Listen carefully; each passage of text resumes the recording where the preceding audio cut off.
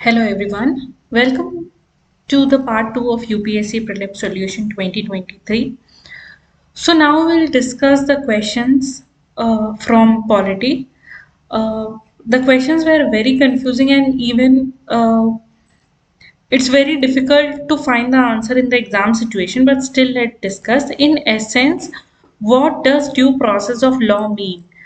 अभी due process of law जो है बेसिकली ये क्वेश्चन को नहीं पूछना चाहिए यूपीएससी के लिए because due process of law जो है वो अलग अलग कंट्रीज में अलग अलग तरीके से डिफाइन होता है और राइट तो जैसे अमेरिका में भी ड्यू प्रोसेस ऑफ लॉ होता है और यूके में भी ड्यू प्रोसेस ऑफ लॉ होता है मीनिंग में स्लाइटली डिफरेंस है ऑलराइट तो अगर आप देखेंगे तो जो इंटरनेट पे जो डेफिनेशन है वो ये है कि individuals be treated Fairlie according to the established rules and principles. So fair application of law is a good answer.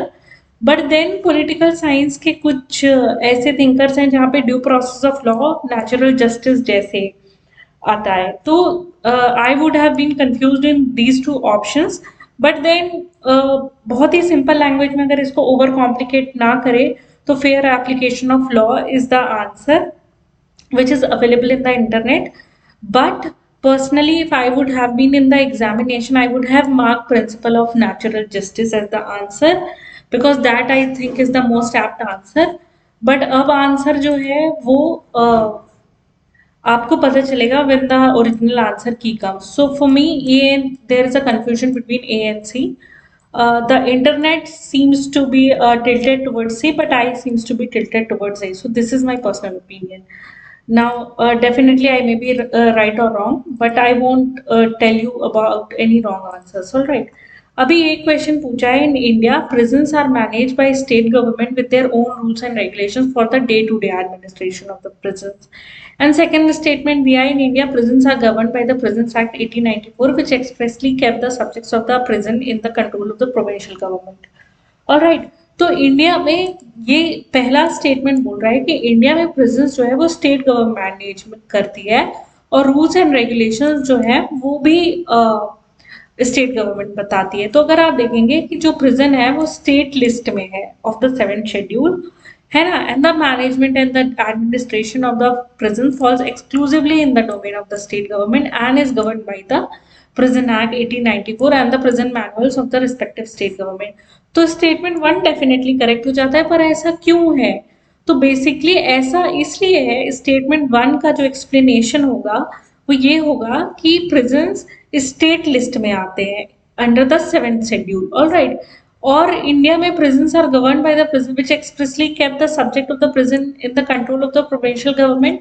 अब देखिए मैंने ये जो एक्ट है प्रिजन्स एक्ट 1894 इसको देखा एंड इसमें स्टेट गवर्नमेंट मेंशन किया है but provincial government as a subject कहीं भी नहीं मेंशन किया है basically this is an archaic law जो कि ब्रिटिशर्स के टाइम पे यूज होता था तो तब प्रोविंशियल गवर्नमेंट यूज होता था तो ये यूज होता था ऑलराइट तो ये स्टेटमेंट 2 जो है वो इनकरेक्ट तो नहीं है बिकॉज स्टेट गवर्नमेंट को एक्सक्लूसिवली प्रिजन की गवर्नेंस है ये कई जगह दिया हुआ है प्रिजन्स एक्ट 1894 में तो ये तो गलत नहीं होना चाहिए ये statement this statement is true but I don't think it is the correct explanation for the statement 1 alright तो मेरे हिसाब से आंसर बी होना चाहिए मेरे हिसाब से आंसर बी होना चाहिए so let's see so basically अगर आप देखें तो the management and administration of the prison falls exclusively in the domain and is governed by Prisons Act. All right. तो बेसिकली 7th शेड्यूल की वजह से ये होगा एंड 7th शेड्यूल की ही वजह से ये एक्सपेक्ट कर रहे हैं because I don't think UPSC wants you to know about the prisons act 1894 और वो ये जानना चाहते होंगे कि आपका 7th schedule of the constitution में प्रिजन आता है ये आपको अच्छे से पता है या नहीं पता है ऑल राइट तो मेरे हिसाब से आंसर बी होना चाहिए बट देन लेट्स सी उसके बाद ये है विच one of the following statement best reflect the chief purpose of the constitution of a country alright तो देखिए social justice social equality and social security तो नहीं होगा ना बिकॉज सोशल सिक्योरिटी तो एडमिनिस्ट्रेशन और एग्जीक्यूटिव प्रोवाइड कर सकते हैं। दूसरा देखिए, defines and limits the power of the government, ये स्टेटमेंट सही है ना। It enables the creation of political offices in a government, वो तो कूप्स और मिलिट्री गवर्नमेंट में भी हो सकते हैं political offices. It determines the objective of for the making of necessary law, तो ये कॉन्स्टिट्यूशन का एक पार्ट है बट कॉन्स्टिट्यूशन का चीफ पर्पज नहीं है, और यहाँ पे चीफ वर्ड खुद ही से अंडरलाइन किया हुआ है, तो बेसिकली आंसर इसका सी होगा। ऑल राइट, नेक्स्ट देखते हैं। In India which one of the following constitutional amendment was widely believed to be enacted to overcome the judicial interpretation of the fundamental right? तो देखिए, फर्स्ट अमेंडमेंट इसका answer है। Why? Because अगर आप first amendment को देखेंगे तो first amendment में हुआ क्या क्या था कि 9th शेड्यूल को लाया था to protect land reform and other laws included it from the judicial review. तो बेसिकली लैंड रिफॉर्म में क्या है, प्राइवेट प्रॉपर्टी को डिस्ट्रीब्यूट कर रहे थे, एंड देन प्राइवेट प्रॉपर्टी उस समय फंडामेंटल राइट थी, तो फंडामेंटल राइट से बचने के लिए 9th शेड्यूल लाया था कि वो जस्टिसिएबल नहीं रहेगा, है ना। तो बेसिकली फर्स्ट ही आंसर यहाँ पे बनता है। And then 42nd amendment act को आप देखिए, उसमें काफी सारे प्रोविजन थे, मिनी कॉन्स्टिट्यूशन था। 44th अमेंडमेंट एक्ट में क्या हुआ था कि हाई कोर्ट और सुप्रीम कोर्ट के पावर उनको रिस्टोर किए गए थे, बिकॉज ये इमरजेंसी के बाद का अमेंडमेंट था। ऑलराइट, और 86 अमेंडमेंट एक्ट काफी फेमस है, किस लिए? For free and compulsory education from the for children, तो वो राइट टू एजुकेशन से रिलेटेड है, तो या इसका फर्स्ट अमेंडमेंट आंसर होता है। नेक्स्ट क्वेश्चन देखते हैं। Consider the following organisational bodies in India, तो national commission for backward classes, human rights commission, law commission and consumer dispute redressal commission. तो आपको पता है आर्टिकल 338A है ना, national commission for backward classes के लिए है, एंड ये सारे तो कॉन्स्टिट्यूशनल बॉडीज नहीं है, तो हमारा आंसर यहाँ पे ओनली 1 हो जाता है। This is a seemingly very easy question. Few questions जो इस एग्जाम में प्रीलिम्स में इजी है, paper is really very tough. फिर आप ये देखिए, क्वेश्चन पूछा गया है, if the election of president of India is declared void by the supreme court of India, all acts done by him or her in the performance of duties of his or her office of president before the date of the decision become invalid। Definitely ये wrong है, क्योंकि explicitly आप लक्ष्मीकांत में पढ़ेंगे कि उसमें दिया हुआ है क्या कि अगर प्रेसिडेंट का इलेक्शन वॉइड डिक्लेयर हो जाता है तो भी उनके जो डिसीजन है they are not invalidated and they continue to remain in force. Second statement देखिए, where an assembly is dissolve the member cease to be qualified to be vote in presidential election even if the fresh election to the dissolved assembly are not held before the election, ठीक है ना। And ये can be postpone, ये गलत है statement, इसमें बिल्कुल इसका उलट स्टेटमेंट दिया है, and this is the correct statement. And when a bill is presented to the president of India, the constitution prescribe the time limit within which he or she has to declare his or her accent. तो ऐसा नहीं है India में, India में pocket veto है। He can indefinitely postpone the assent to the bill, so none यहाँ पे answer होना चाहिए, है ना। so this is what is। उसके बाद ये क्वेश्चन देखिए, with reference to the finance bill and money bill in Indian Parliament consider the following। अभी देखिए, when the Lok Sabha transmit finance bill to the Rajya Sabha, it can amend or reject the bill, all right। तो अभी आपको पता है money bill अगर होता है तो मनी बिल राज्यसभा अमेंड या रिजेक्ट नहीं कर सकती, बिकॉज मनी बिल उसके उसके अंदर नहीं आता है। फाइनेंस बिल को भी सारी ही वही प्रोविजन लगती हैं जो मनी बिल को लगती हैं, तो राज्यसभा सिर्फ रिकमेंड कर सकती है, इट कैन नॉट अमेंड और रिजेक्ट। और अगर डिसएग्रीमेंट होता है लोकसभा और Rajya Sabha, there is no provision but a joint sitting become necessary for finance bill. No, it is not like that, so only 1 is correct, all right. अभी ये question देखिए, once the central government notifies an area as a community reserve, तो देखिए community reserve है तो first statement गलत हो जाता है। व्हाई? बिकॉज कम्युनिटी जो मैनेजमेंट कमिटीज बनती है इन द कम्युनिटी रिजर्व, ठीक है ना, तो वो गवर्निंग अथॉरिटी हो जाती है of the such forest. Chief wild life warden नहीं होते, ठीक है ना। Hunting is not allowed in such area, obviously hunting नहीं अलाउड होना चाहिए इन एरियाज में। व्हाई? बिकॉज ये बेसिकली स्पीसीज के प्रोटेक्शन के लिए बने हैं। एंड अगर आप कम्युनिटी रिजर्व की बात करें तो जो भी लैंड यूज चेंजेस है वो नहीं होते हैं, तो ठीक है, लोग non timber forest produce collect करेंगे और ट्रेडिशनल एग्रीकल्चर प्रैक्टिस करेंगे, ऑल राइट। तो ये 3 करेक्ट होने चाहिए, 2, 3, 4, और इस हिसाब से ओनली 3 इसका आंसर आना चाहिए। अभी अगर इसका एग्जैक्ट स्टेटमेंट ढूंढने निकले तो दिस इज वेरी डिफिकल्ट, क्योंकि एक्ट को जब जाके पढ़ते हैं तो वहां पे कम्युनिटी रिजर्व मैनेजमेंट कमिटी यहाँ पे अथॉरिटी हो जाती है for conserving, maintaining and managing the community forest, all right. Chief wild life warden भी कहीं कहीं पे रिस्पॉन्सिबल होता है, बट जो 36C है ना, उसके हिसाब से जो कम्युनिटी रिजर्व मैनेजमेंट कमेटी है वही यहाँ पे एप्लीकेबल होता है। तो अगर आप इन प्रोविजंस को पढ़िए तो बेसिकली क्या है, कम्युनिटी रिजर्व में क्या अलाउड है क्या नहीं अलाउड है, ये आपको पढ़ना पड़ेगा वाइल्ड लाइफ प्रोटेक्शन एक्ट के सब सेक्शन 2 ऑफ, और ये सब सेक्शन 2, 3, 4, 27, 32 और इनका जानने के लिए।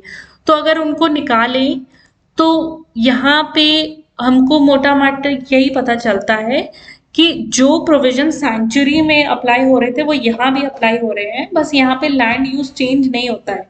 सो फॉर एग्जांपल, एक कम्युनिटी बोलती है कि ये एग्रीकल्चरल लैंड भी है या कोई भी लैंड है और अब हमको एक कम्युनिटी रिजर्व डिक्लेयर करना है, तो स्टेट गवर्नमेंट के साथ मिल करके वो करती है। क्वेश्चन में सेंट्रल गवर्नमेंट लिखा हुआ है, एक्ट में कहीं सेंट्रल गवर्नमेंट, अगर वाइल्ड लाइफ प्रोटेक्शन एक्ट देखें तो central government community reserve declare करते हुए नहीं दिखती है। ठीक, तो ये इसका क्वेश्चन का पूरा,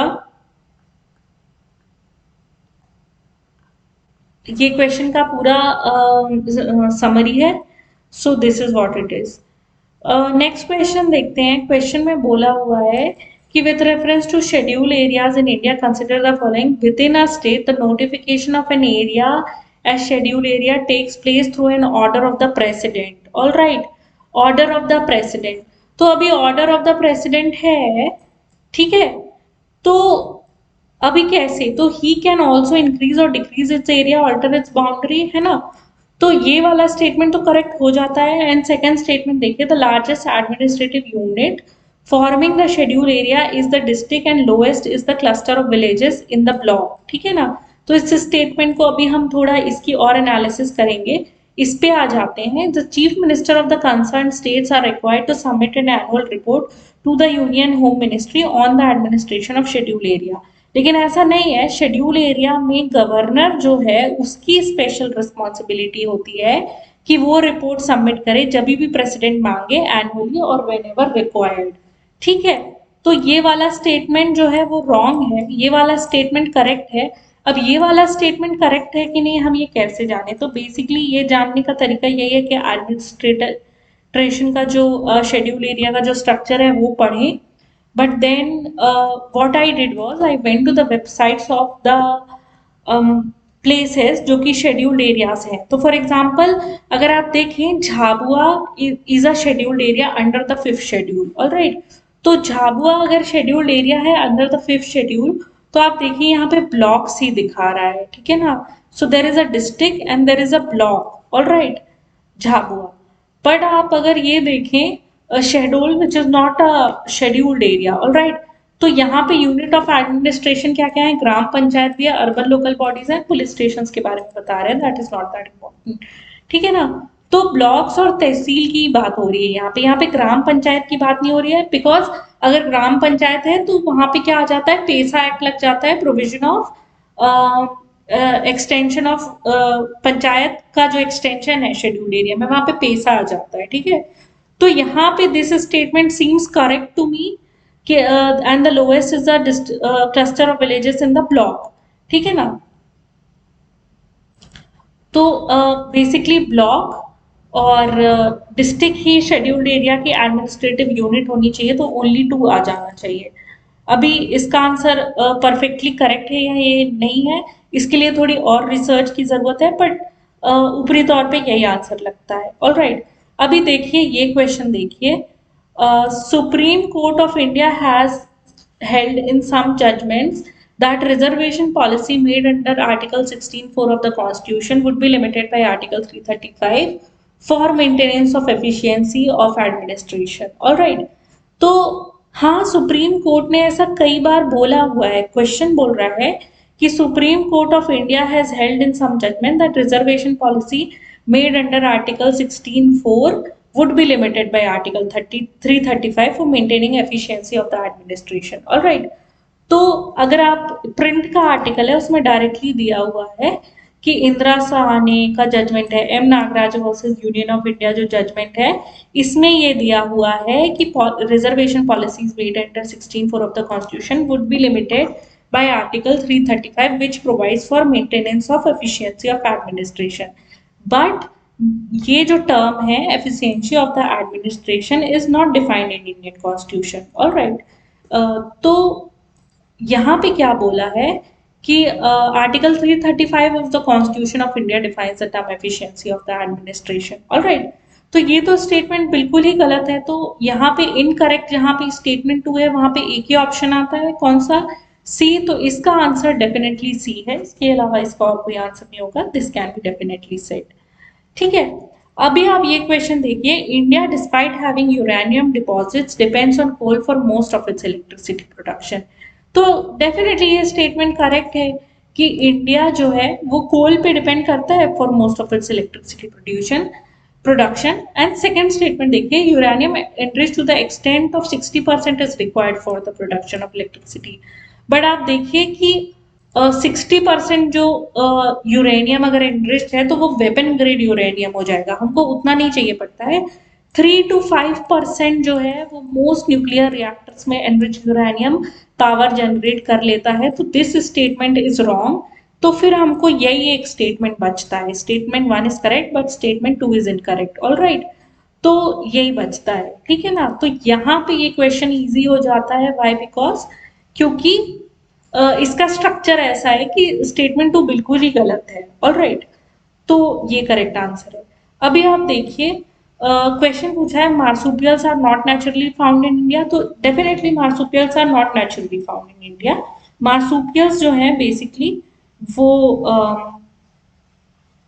आपको मिलेंगे कहाँ पे? ऑस्ट्रेलिया में और साउथ अमेरिका में. ठीक है ना. And marsupials live in forest और ट्रॉपिकल रेन फॉरेस्ट. और marsupial forest habitat from the trees to the forest floor कहीं भी रह सकते हैं. इन्होंने कहा है कि mountain grassland with no predators. अब ऐसा होता है कि कहीं भी प्रेडेटर्स ना हो. ऑलराइट. तो ऐसा तो है नहीं. ठीक है ना. तो आपका ये this is the wrong statement and then आपका सी आंसर हो जाना चाहिए. ऑलराइट. ठीक है. यूरेनियम वाला क्वेश्चन हम ऑलरेडी कर चुके हैं. अभी देखिए invasive species specialist group that develops global invasive species database belongs to which one of the following organization. तो देखिए ये एक ग्लोबल नेटवर्क है साइंटिफिक और पॉलिसी एक्सपर्ट का on invasive species organise under the auspices of species survival commission of IUCN. Alright. तो इसका answer क्या होना चाहिए? IUCN. ठीक है. Let's move on. अगर ये क्वेश्चन देखें, consider the following fauna lion tail macaque Malabar civet और सांबर डियर. इनमें से which of the following are nocturnal or most active after sunset. तो लायन टेल मकाऊ जो है बेसिकली इट इज अ मकाऊ. तो ये डायर्नल इन नेचर होता है. नहीं, ये डे लाइट आवर्स में ही रहता है. तो this you can eliminate. Civet is a nocturnal animal और बहुत ही कम सिवेट मिलती हैं देखने को क्योंकि वो बेसिकली नॉक्टर्नल होती हैं. ठीक. तो civet is the correct answer. And sambar deer is also nocturnal और crepuscular which is what it is said that it is mostly active after sunset. So this is also the correct answer. तो यहाँ पे only 2 answer होना चाहिए. ठीक है. यहाँ पे only 2 should be the answer. Malabar civet is considered nocturnal and it is very elusive. बहुत कम लोगों ने मालाबार सिवेट देखी है. ठीक है. वैगल डांस जो है ये न्यूज में भी था. Of a worker honey bee is the way to communicate the location of new food source. तो dance is performed on the vertical comb surface और on the floor at the hive entrance. और 8 का figure बनाते हैं. तो ये news में था ऑलरेडी. तो ये हनी बीज इसका आंसर है. Alright. And then consider this. Some mushrooms have medicinal properties. Some mushrooms have psychoactive properties. Some mushroom have insecticidal properties and some mushroom have bioluminescence. Alright. तो ये जो मैजिक मशरूम्स होते हैं उनका हेलुसिनेटिंग इफेक्ट होता है. तो ये साइकेडेलिक है, ऑलराइट। और आपको बायोल्यूमिनेसेंट मशरूम भी मिल जाएंगे, आपको मेडिसिनल मशरूम भी मिल जाएंगे जिनमें फंजिसाइडल, हर्बिसाइडल, इंसेक्टिसाइडल प्रॉपर्टीज होती है, ऑलराइट। और आपको ये भी मिल जाएंगे मेडिसिनल प्रॉपर्टीज वाले भी, जो एंटी ट्यूमर और इम्यूनोस्टिमुलेंट प्रॉपर्टीज होती हैं, शिटाकी, माइटेक और रीशी मशरूम, ऑलराइट। तो ये सब आपके आंसर्स हो जाएंगे। तो इसमें क्या है, मेरे ख्याल से जो स्टेटमेंट है मशरूम वाला, उसमें all four are correct, all four are correct is the correct answer, alright. So this is about mushroom. Indian squirrels के बारे में देखें तो they build nest by making burrows in the ground. तो अभी देखें कि कुछ जो इंडियन स्क्विरल्स में, सारी स्क्विरल्स तो नहीं, बट अगर मैरमॉट को देखें जो कि एक इंडियन स्क्विरल है, ठीक है, तो वो कोल्ड अडेप्टेड स्पीसीज है, तो वो बरो को अंडरग्राउंड डिग करती है, ठीक है ना, वो बरो को अंडरग्राउंड डिग करती है। दूसरी वाली क्या है, वो ग्रास की भी हैबिटेट बनाती है, बट ये बिकॉज इंडियन स्क्विरल्स की बात हो रही है, तो ये मैरमॉट, ठीक है ना, तो इस ये बरो डिग करती है। स्क्विरल ओमनीवोर है, हाँ स्क्विरल ओमनीवोर होती है, और स्क्विरल नट्स और सीड्स को ग्राउंड में डालती है, और स्क्विरल नट्स और सीड्स को उनके कवर को निकाल करके डालती है, बिकॉज दे नो कि सीड्स को जर्मिनेट नहीं होने चाहिए। इसलिए इसका आंसर ऑल थ्री करेक्ट है, ऑलराइट, इसका आंसर ऑल थ्री करेक्ट है। सो जो स्क्विरल्स की जो प्रोसीजर होती है, जिसमें वो जो गुड्स हैं उनको बरी करते हैं, उसे कैशिंग कहते हैं, and squirrel are known to crack open the nut before burying it to keep it from germinating, alright. So this is the answer for that.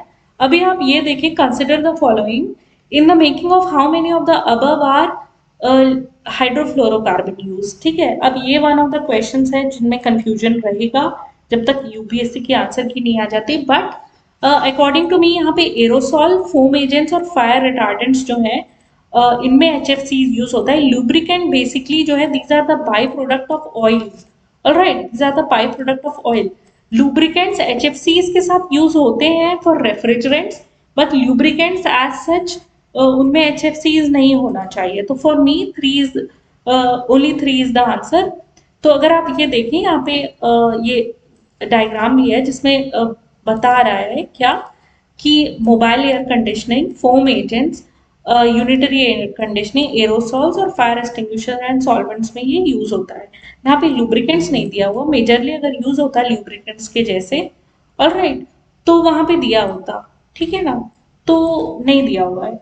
और लुब्रिकेंट्स ऑयल से बनते हैं, ठीक है ना, तो this will not be the answer. आप देखिए ये question, consider the following statement, some microorganisms can grow in environment with temperature above the boiling point of water, and some microorganisms can grow in environment, uh, some microorganism can grow in environment temperature below the freezing point of water। और कुछ ऐसे भी micro organisms हैं जो highly acidic environment में pH below 3 पे भी survive कर जाते हैं, ऑलराइट। तो microbes in extreme heat and cold, देखिए microbes are known to survive, कि वो शायद जो मेटेरॉइड अटैक है उसको भी सर्वाइव कर गए, ऑलराइट। तो ये बहुत ही रेसिलियंट है, तो इसमें ऑल थ्री आ जाएगा, इसमें कोई डाउट नहीं है, ऑलराइट, इसमें ऑल थ्री आ जाएगा, इसमें कोई डाउट नहीं है, ठीक है। अब आप ये क्वेश्चन देखिए, ये कमराजर पोर्ट, ठीक है ना, एन्नोर पोर्ट भी है शायद ये। तो अभी ये पोर्ट है, this is the first major port in India registered as a company, this is true, alright. Mudra port is the largest privately owned port in India, this is also true, and Visakhapatnam port is the largest container port in India, so this is false। by because बहुत सालों से JNPT ही था, नावा शेवा port, उसका जो वो largest container port था। फिर मुद्रा पोर्ट ने फाइनेंशियल ईयर 21 में नावा शेवा पोर्ट से ज्यादा कार्गो हैंडल किया हुआ है, ठीक है ना, तो डेफिनेटली विशाखापट्टनम पोर्ट नहीं है, तो इसमें ओनली 2 पेयर्स आंसर हो जाता है, ऑलराइट, इसमें ओनली 2 पेयर्स आंसर हो जाता है, ठीक है। अभी आप ये वाला क्वेश्चन देखिए, consider the following trees, jackfruit, तो jackfruit is a medium size evergreen tree, तो ये डेसिडियस ट्री नहीं है, ऑलराइट। क्वेश्चन में पूछा है कौन से, कितने इनमें से डेसिडियस ट्री है। Mahua is a deciduous tree, yes it is a topical deciduous tree, alright, and teak के बारे में हम सबको पता है कि it is a deciduous tree, alright, बचपन से पढ़ा है। तो ये ओनली टू इसका आंसर हो जाना चाहिए, ओनली टू। ऑलराइट, अभी ये वाला क्वेश्चन देख लीजिए, इसमें पूछा हुआ है India has more arable area than China. तो अगर देखें, अभी देखिए ये स्टेटमेंट्स कहाँ से पूछते हैं, ठीक है ना, इनका सोर्स क्या है। तो बेसिकली इस साल का मैंने इकोनॉमिक सर्वे नहीं पढ़ा, बट जब मैं इकोनॉमिक सर्वे में एग्रीकल्चर का पार्ट पढ़ती थी, तो वहां पे ये सारे बहुत सारे जो फैक्ट्स और फिगर्स हैं वो दिए रहते थे। तो इंडिया का एरेबल एरिया क्या चाइना से ज्यादा है? दिस इज डेफिनेटली ज्यादा। सो बिकॉज अभी मैं आप लोगों को कभी जो ऑब्जेक्टिव क्वेश्चन है वो करा रही थी, तो पीपल विल कम एंड से कि अरे ऐसे बहुत ज्यादा डेटा नहीं इन्वॉल्व होना चाहिए, ये नहीं होना चाहिए, वो नहीं होना चाहिए। तो why I was telling data, somebody was saying in the Telegram group ऐसा। तो मैं क्यों बता रही थी आप लोगों को डेटा, बिकॉज डेटा इस फॉर्म में पूछा जाता है, बिकॉज व्हेन यू सी, आप ये डेटा को देखोगे तो आपको ऑटोमेटिकली पता चल जाएगा कि इंडिया का चाइना से ज्यादा एरिएबल एरिया है, ठीक है। So the area in which we can cultivate, तो वो चाइना से ज्यादा है हमारे पास। एंड अगर आप देखें चाइना का इरिगेशन जो कवर है वो 41% ऑफ द कल्टिवेटेड एरिया है, इंडिया का 48% है। ऑल राइट, तो this statement is also true. आप लास्ट स्टेटमेंट देखें कि average productivity per hectare in India, in Indian agriculture is higher than that in China. All right, तो ये statement totally wrong है। वाई? क्योंकि अगर आप देखेंगे तो चाइना का average yield 6.5 ton per hectare है, among the highest in Asia.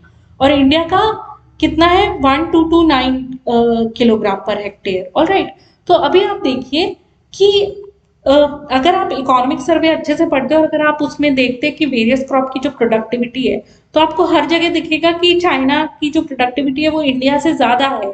All right, तो आपको ये तो पता चल जाएगा कि third statement is wrong statement. और बाकी दो के लिए आपको जो इकोनॉमिक सर्वे वगैरह में डेटा है वो देखने पड़ते हैं। ऑल राइट, तो इसीलिए I was posting some MCQs which were data heavy because these kinds of questions are asked in UPSC। and अब तो आपका एलिमिनेशन से काम नहीं चलेगा, अब तो आपका एलिमिनेशन से काम नहीं चल रहा है, ठीक है ना। आपको सब स्टेटमेंट सही है या नहीं ये पता होने चाहिए। तो यहाँ पे गैस वर्क का कोई रोल नहीं बचा है। सो यहाँ पे आपका जो है only two is the answer because third statement is wrong. All right, so this is now